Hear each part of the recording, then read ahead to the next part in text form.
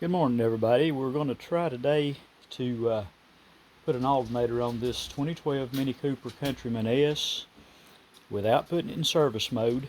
It can be done. It's not the most enjoyable thing I've ever done, but I'll make this video as fast as possible. I'll cut in and out as I go so that you don't have to watch all the boring stuff. So first thing I'm going to do is to remove the wheel and the fender liner on the passenger side, the right side of the car. And as soon as that's done, I'll come back and give some more info as we go. Okay, at this point I have removed the battery cable. This piece of trim on the Countryman is a pain compared to most. It has to come off a little bit to get the inner fender out. It does just clip in, has maybe a couple of little bolts and tabs along the edge. Pop those out, pull out your inner fender, and this is kind of what we're looking at right at the moment.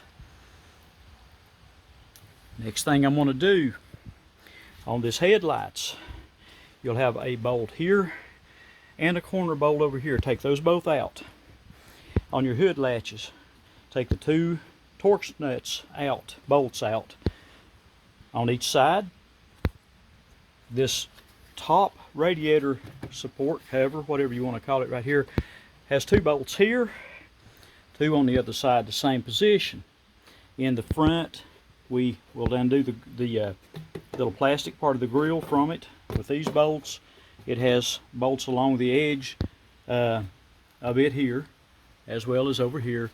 Pop loose this little thing right here that holds your windshield washer fluid. Just pop it loose. Your hood cable release, just pop it loose like that. We're not going to take that completely out of the car. I'll show you in a few minutes. But okay, we're ready to go, and I'll be right back. Okay, we have that removed. I just noticed this is doing separate videos. I'm going to do my best to splice them together. Right here is your charge port for your air conditioner. It's on a flexible line. There is a bolt that holds it in place here. Your dipstick tube, I don't know if I've ever seen anybody else do it, but if you'll take one bolt out of it, pull the tube and the dipstick itself out of the way, as well as one bolt that holds this sensor that is right underneath the dipstick area.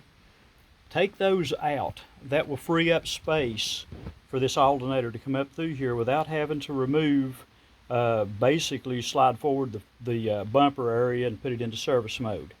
Okay, those are two important steps right there. If you don't do it, you will figure it out.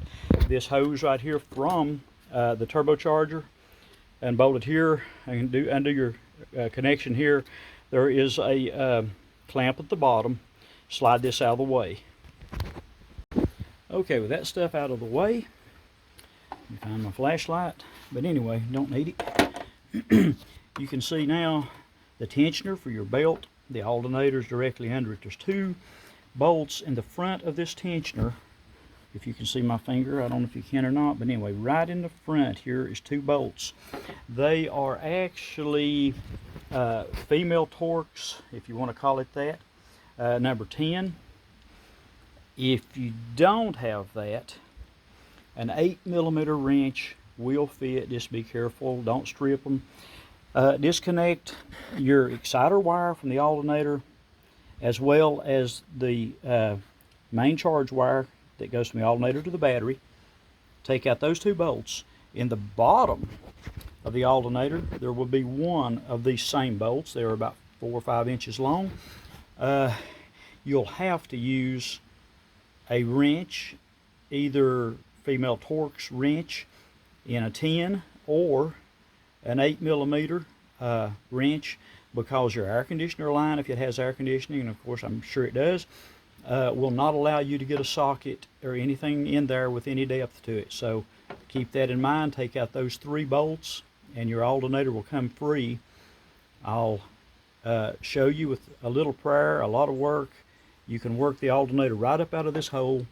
On the first one I did, I had to remove this cover This one is a defective alternator that I only put on a few days ago, so I did it without removing that cover. I'm going to attempt to do it again. It would be a little easier to get it out without this cover, turbo cover in place, but it is a pain to get this cover back, so we'll see how it goes. Okay, I did fail to mention, before removing those 3 long bolts, you'll have to take the tension off your fan belt. That can only be done from underneath. And you will need one of these boogers. Got this off Amazon. There was a pair of them, 2 different sizes. I think they were like $40-something. Without this, you can beat and bang and holler all you want to. Without destroying something, you're probably not going to get the tension off this thing. But anyway, put this wrench on from underneath. You can work your hand up or have a partner help you. And when you twist it, there is a little spring-loaded tab right here you push in on. When you get it to the right point, it will click in and hold the pressure off your fan belt.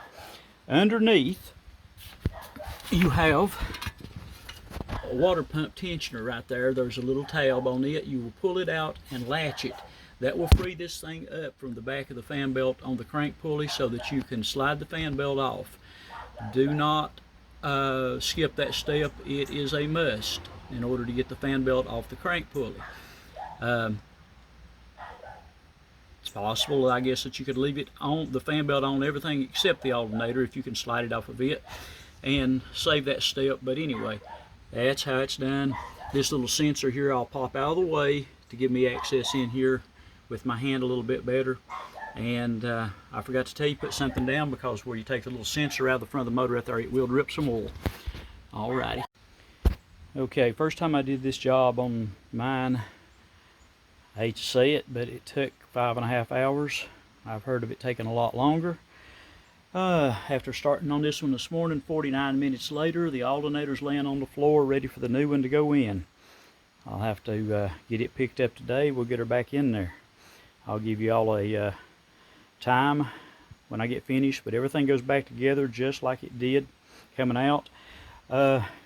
Coming up out of here, this corner right here on this thing was kind of in the way. I pried it in just a little bit, not to where it's touching anything or hurting anything, and she came out, I won't say easy.